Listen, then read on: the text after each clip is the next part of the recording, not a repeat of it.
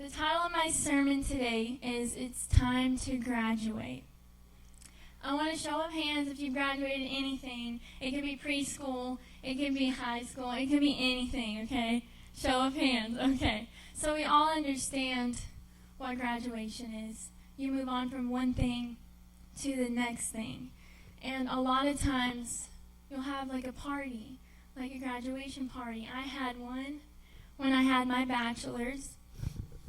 And it's just the people that love you, surrounding you, and celebrating that you're moving on to the next phase. It's a lot like maturity.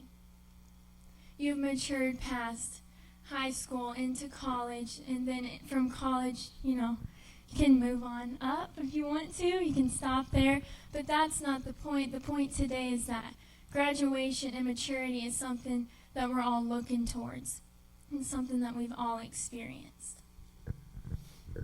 So, to get into maturity, that's a more advanced stage of mental and emotional and spiritual development. See, spiritual maturity is learning to walk in the ways of God's kingdom. Did you know God has a kingdom? We're living in it. Did you know the difference between God's kingdom and the kingdom of the world, or the kingdom of darkness, as we hear it a lot? See, when you're in the kingdom of God, you begin to learn and grow, and you begin to adapt to His opinions on things, and you begin to think like He thinks. And you just grow more and more like Him. He's sanctifying you. You're becoming less and less like the world. Although we're in the world, we're not of the world.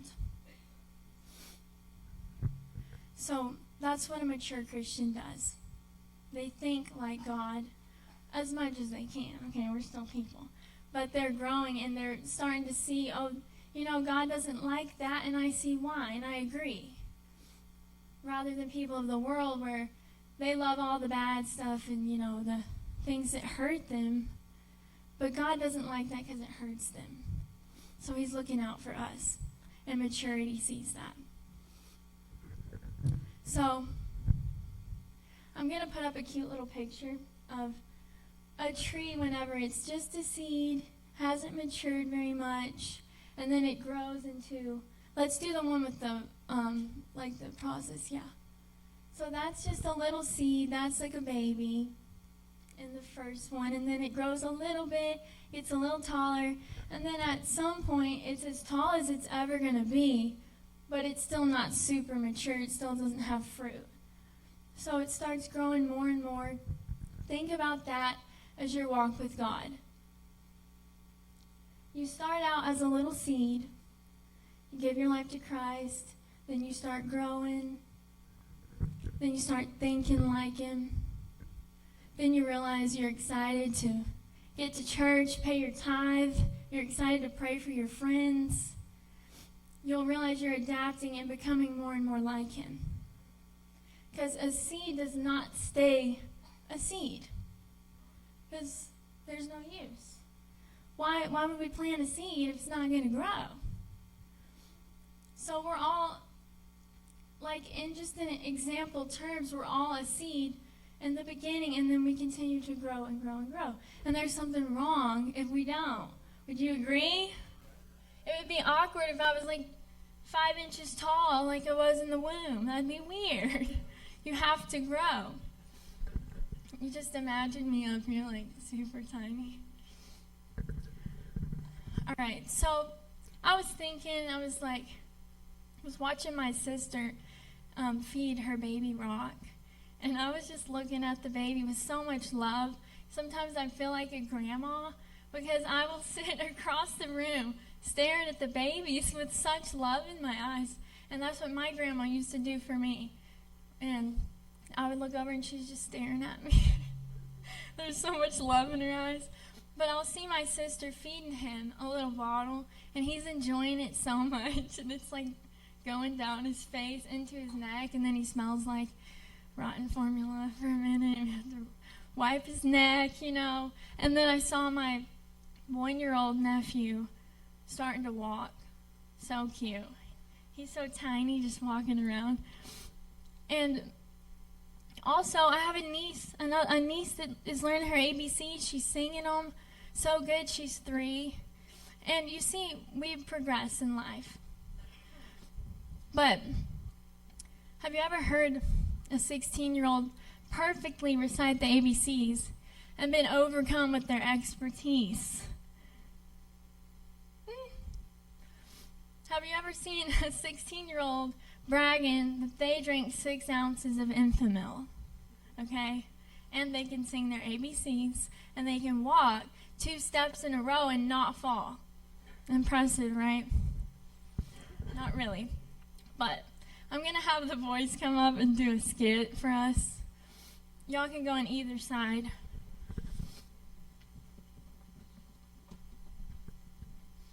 I got a baby, guys. Announcement. Just kidding. See, is that cute? Is that cute? Oh my gosh. They're too good at that. That's concerning. So this is kind of cute, right? This little baby right here that I got, that's kind of cute when it's holding the bottle. It's kind of understandable. She can't hold her own bottle, so I have to hold it for her. But then you got these 2 grown dudes, got no business drinking bottles, and it wasn't cute. I'm sorry, but it wasn't cute. You look overgrown. That's what we can look like as Christians that have been Christians for years and years, and we still haven't graduated. We're still in preschool. We're still in elementary school. And God looks down and he loves you so much, but he sees that and it's not cute. I'm sorry. It was cute when maybe you were saved 2 weeks ago and you don't understand. But whenever you've been saved years and years and you still struggle to pay your tithe, you still struggle with the works of the flesh, which is sins like sexual immorality. You still struggle with drunkenness years and years down the line. It's no longer laughable. It's kind of concerning. Wasn't it concerning when he's going, drinking the bottle and he's celebrating? No, he can drink the bottle. It's like, yeah, I'm glad. Not impressed. And we can get to a point where we have to realize it's time to graduate. It's time to grow past the ways of the world because we're not in the world. We're in the world, but we're not of the world.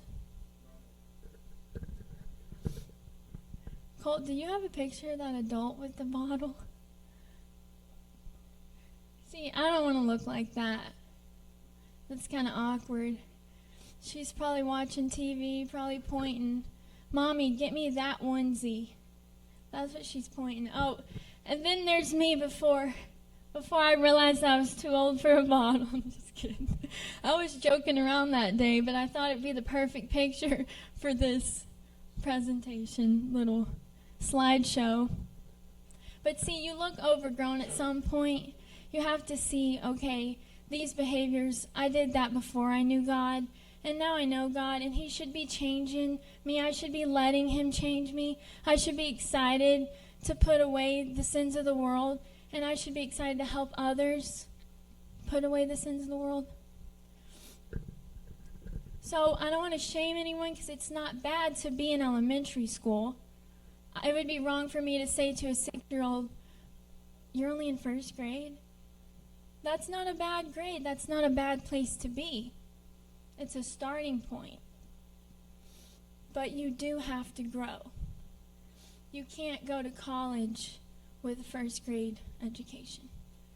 You can't go into the greater things of God and just be learning the ABCs.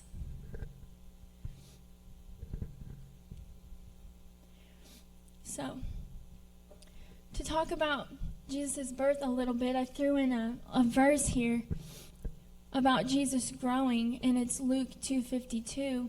It says, Jesus grew in wisdom and in stature and in favor with God and all the people. So even Jesus was in this process. He was fully God, fully man, born a baby. He wasn't born a baby with the mind of a man. He had the mind of a baby because that's what he was. So he had to grow and learn things too. He had to grow deeper and deeper and deeper with God. And he was in a maturing process and didn't even start his ministry till he was 30. So, I mean, if you're getting a little bit hurt and you're like, oh, I have to mature, well, so did Jesus. So, I mean, if he had to mature, we definitely need to mature. But I like the end of that verse. He grew in favor with God and all the people. So if everybody's always like, you overreacted, or you shouldn't have said that, you shouldn't have did that, if everyone in your life saying that, maybe time to mature, because Jesus had favor with God and all the people as well. And when you have favor with God, it will just come out of you, and then people will love you. So that could be a sign. Let's jump to Mark 4, verse 1 through 8. There I am. That's kind of scary. Once again, Jesus began teaching by the lake shore. A very large crowd soon gathered around him, so he got into a boat. Then he sat in the boat while all the people remained on the shore. He taught them by telling many stories in the form of parables, such as this one. Listen, a farmer went out to plant some seed. As he scattered it across his field, some of the seed fell on a footpath, and the birds came and ate it. Other seed fell on shallow soil with underlying rock. The seed sprouted quickly because the soil was shallow, but the plant soon wilted under the hot sun. And since it didn't have deep roots, it died. Other seed fell among thorns that grew up and choked out the tender plants, so they produced no grain. Still other seeds fell on fertile soil, and they sprouted and grew and produced a crop that was 30, 60, and even 100 times as much as what was planted. See, when we read this, we can get confused, because I remember when I was super young and read that, I was like, what? But the soil in this parable is talking about our hearts. It fell on different type of hearts, different type of soil. See, the footpath, which was the first example in this verse, it represents the people that have the hard hearts. Their minds are closed to God's ways, and they're just not going to hear it. So their ears are closed. The shallow soil represents the person who gets inspired on Sunday, loves the drive home, feels so uplifted for a couple of hours, but then they can't stand the test of time. They can't remain faithful because it's just a little inspiration for a minute, just a good sermon, then they go home and back to the same way they've been living over and over, and nothing really changes. The seed that fell among thorns is the heart that does not apply biblical teaching to their life. This person allows the seed to be choked out by their sinful nature and their selfish desires. But see, the fertile soil represents the heart that's surrendered and open to God. That's the person that says, Lord, please look at me and help me get rid of anything in me that doesn't reflect you. That's the person that I want to be.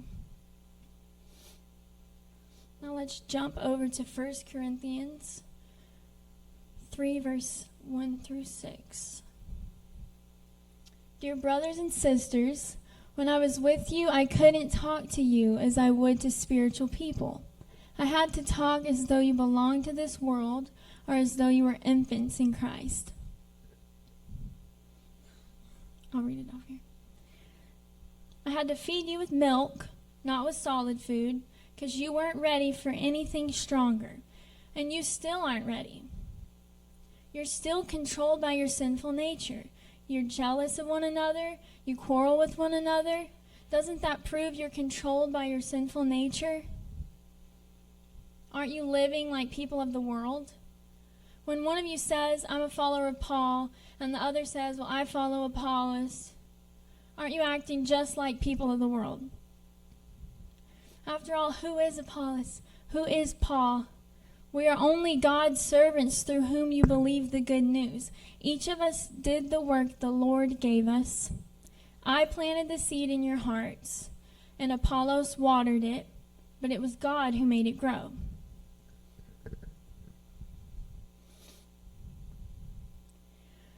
See, in this passage, we see that when we're jealous and quarrelsome, we're portraying characteristics of the flesh or spiritual infancy. And see, at best, it's spiritual infancy. At worst, it would be worldliness. But this level of immaturity, we still expect people to spoon feed us. We still expect Iz to come pick us up and feed us a bottle. And we're not ready for anything more because life still needs to cater to me. And if I'm upset, then you fix it. And it's all about me.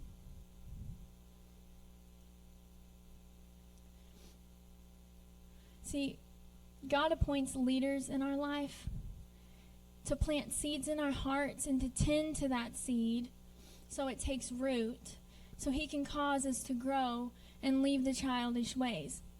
That is literally the reason we come to church, is because our pastor tends to that seed.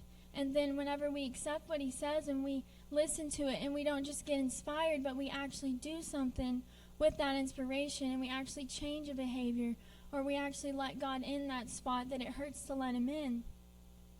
See, that's when we're getting mature.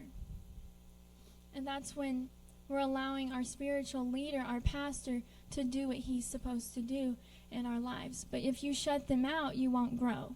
So if you're going to shut a preacher out, there's no need to really even hear the sermon, because it's there to show you things in your life to fix or to grow in, or it's there to encourage you on the bad days, but you have to let it in.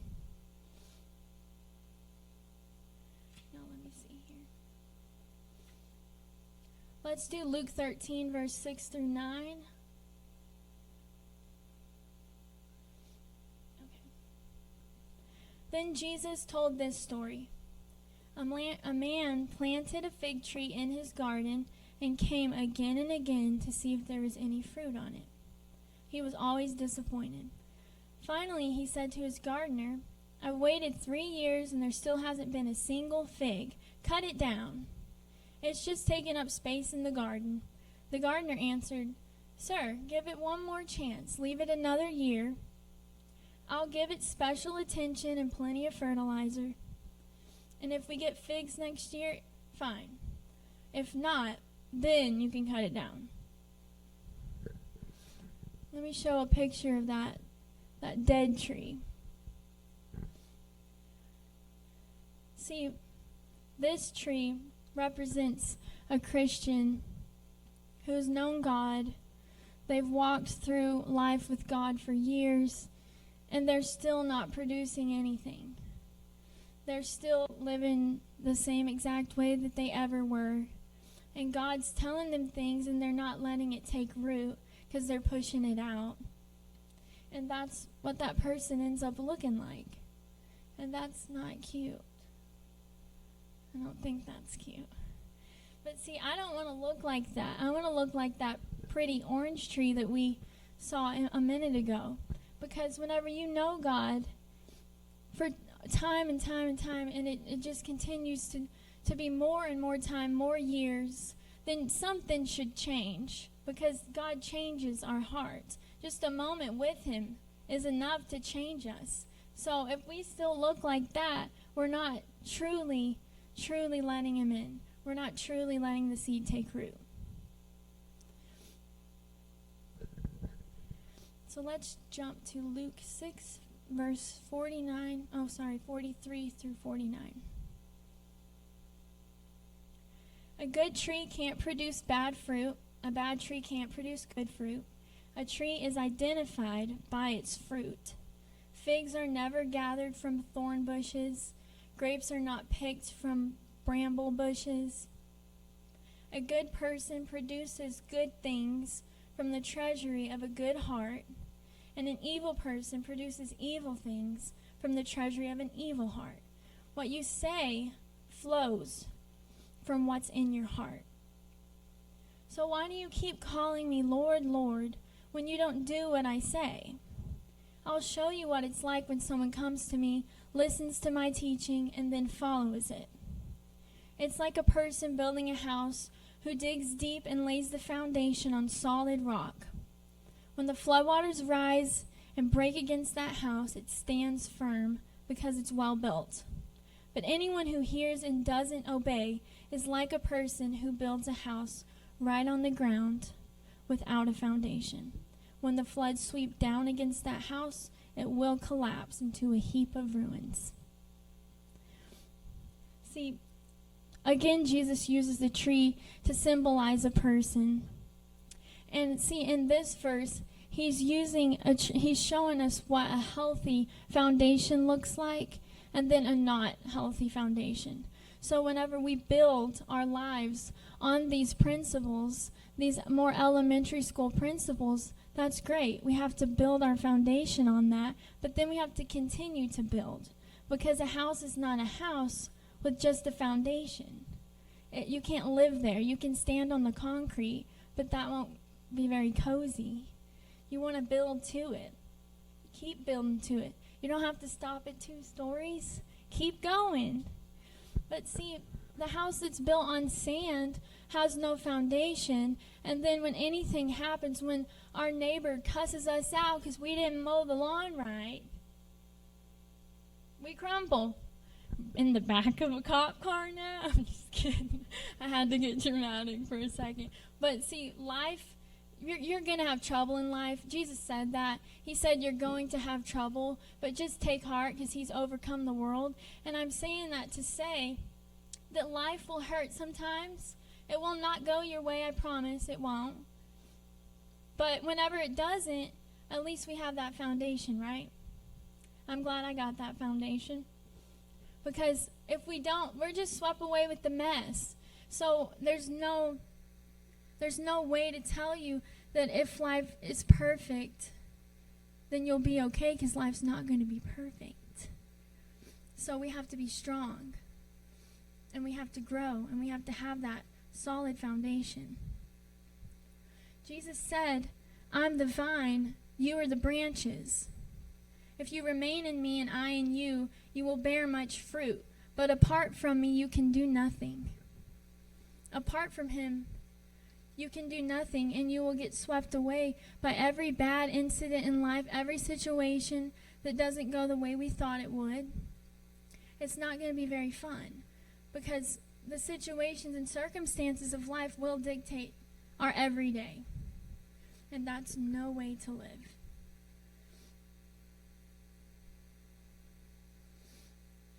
Okay, let's read Hebrews 5, verse 11 through 14. There's much more we would like to say about this, but it's difficult to explain, especially since you're spiritually dull and you don't seem to listen.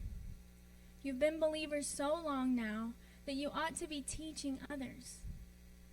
Instead, you need someone to teach you again the basic things about God's Word. You're like babies who need milk and can't eat solid food. For someone who lives on milk, they're still an infant. They don't know how to do what is right. Solid food is for those who are mature, who through training have the skill to recognize the difference between right and wrong. Like I said earlier, whenever we mature more and more in God, we start to see what's right and wrong based on what God says is right and wrong, because that is truly what is right and wrong. It is black and white.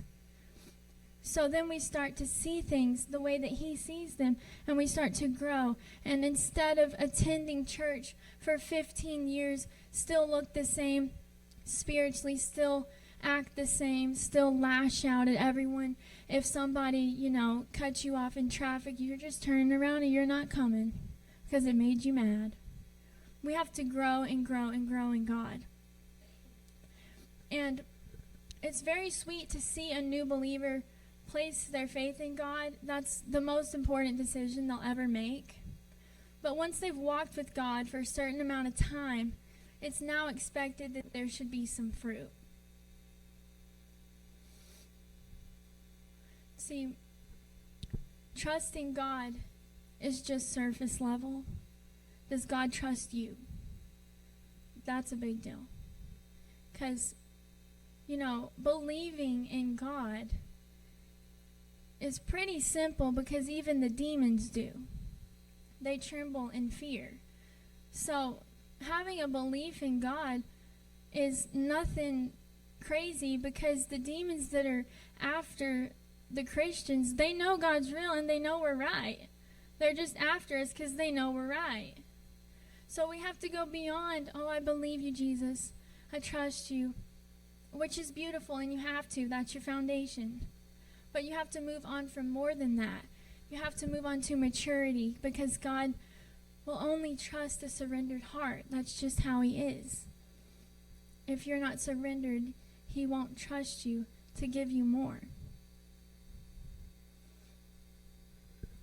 See, the world trusts people very different way than God does. The world says, show me your credit score and I'll show you your credibility. God says, show me your surrender and I'll show you my heart. God won't show you his heart if he doesn't trust you. He won't bless you with increase, or he won't give you your ministry if he can't trust you with it. So let's talk about the next step. Let's talk about these elementary principles that I've been hinting at now. Hebrews 6, 1 through 3. So let's stop going over the basic teachings about Christ again and again. Let's go on instead and become mature in our understanding. Surely we don't need to start again with the fundamental importance of repenting from evil deeds and placing our faith in God. You don't need further instruction about baptisms, the laying on of hands, the resurrection of the dead, and eternal judgment. And so, God willing, we will move forward to further understanding. So, the writer of Hebrews here lays it out pretty straightforward. He's saying these little things is, please pay your tithe. God said to do it. Please pay it. We should learn that. We should know that. We should know that it's wrong to sleep with your boyfriend and girlfriend. It's wrong. I'm sorry. I'm going to put it straight. It's wrong because it says it in the Bible, and he didn't sugarcoat it in the Bible. So why would we sugarcoat it at church? God can still reach you. Come as you are, and he will reach you, and you will mature and become to grasp his opinion on it and mold your own into that. But, the things that the world preaches is wrong. So we have to move on from that. We have to adapt to his thinking, or we're never going to mature. We're going to stay a little seed, and that seed will eventually just become nothing in the ground. So we want to grow. We want to grow.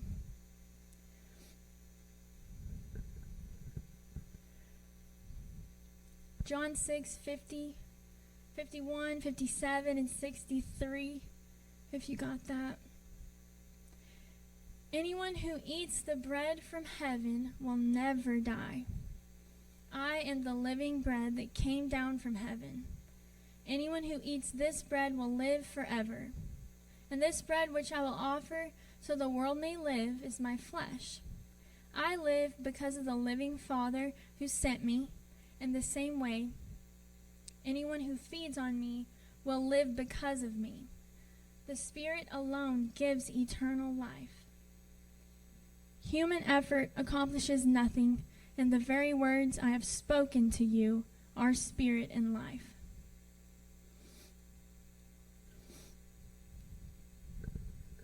See, spiritual babies, they need constant nurture, and excessive understanding. But then whenever you learn to live on the true bread of heaven, you realize life's not all about you. You kind of realize that your life's more about others than it is about you. And a baby, life's all about them. It really is. Because they can't make their own bottle and they can't change their own diaper. So without nurture, the baby will die. But when we're grown, I don't need somebody to tell me when I'm hungry and give me a plate of food. That's what a baby needs. We shouldn't need someone to say, probably shouldn't be lying. Because we know we shouldn't be lying. And if we say something, we realize, that wasn't the full truth, then we should fill a check. And we should say, sorry, I said that wrong. This is really what happened. But if you're continuing to lie and be greedy, be rude, ungrateful, don't forgive anybody, then you look just like the world. So let's grow. Let's start to learn these principles and apply them rather than just know them. Because knowing is one thing. Applying is totally different.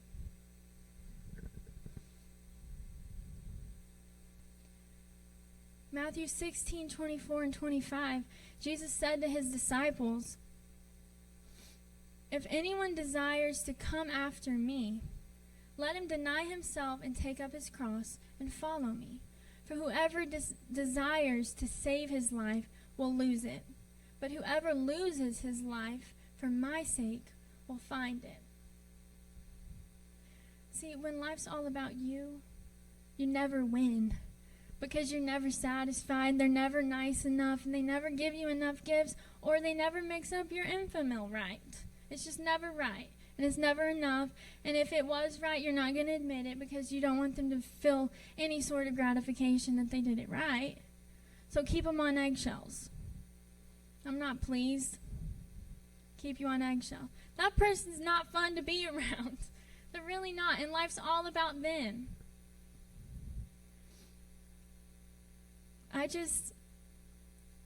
A main point I want to make today is that maturity is realizing that life's not all about you, and that when you're in the kingdom, life's now about everybody else.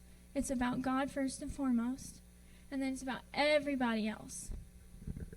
And then when you're around mature Christians, you'll get all your needs met from them rather than from your own sinful pleasures and the lusts of the flesh. And it's so much more satisfying to grow up.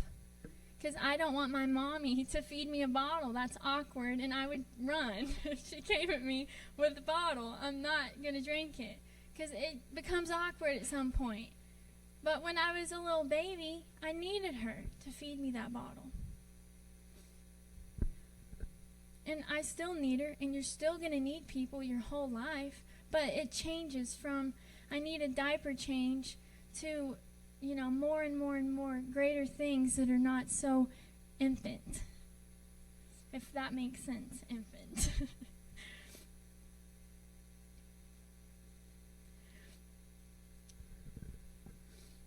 You can't stay stuck in a kindergarten mindset and expect to graduate college without first grade, second grade, third grade, fourth, all the grades. You're not just going to jump a step. And it's the same way at school. If you fail your grade, you don't jump up to the next. You go back. And you do it again. And you learn that 2 + 2 is 4 again. Because last time you didn't grasp it. So you're not just going to skip a step of maturity. You're going to go through it just like you do ages and just like you do grades. You don't go from 10 years old to 12. You go to 11. And you don't go from a foundation of a house to a beautiful mansion. You build it brick by brick.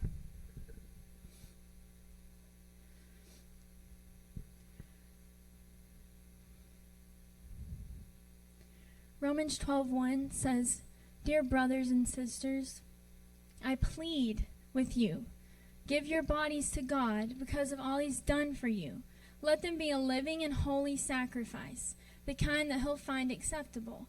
This is truly the way to worship him. So we worship God with our life. That's how you worship him. It's not just Sunday dance party at the church. That's not what true worship is, although it is worship to sing songs to God, absolutely.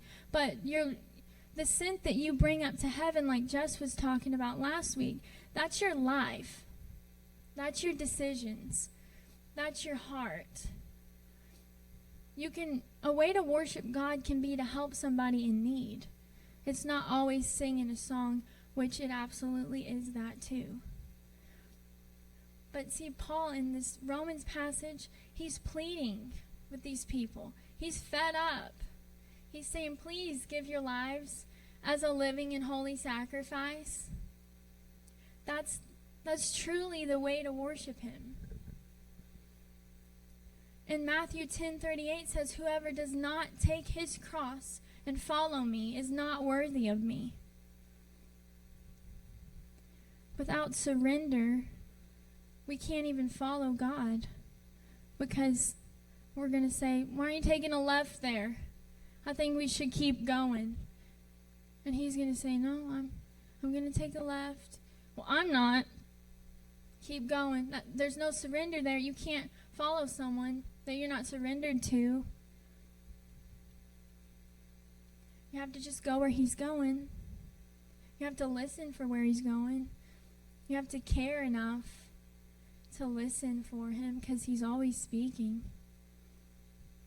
So to conclude, I just want to say let's move on from these ABCs, from having to be talked into tithe and loving people and trusting God. Let's grow beyond these basics. And once we grow past selfishness and pride, we'll see that life isn't about everyone catering to me, me, me, me, me. It's about me touching his heart. That's what it's about. 1 Corinthians 13:11, when I was a child, I talked like a child, thought like a child, and reasoned like a child. But when I became a man, I put the ways of childhood behind me. So today, let's make a decision. Let's put these childish ways behind us, and let's get hungry for the more, because there is more. It doesn't stop at elementary school. There's more.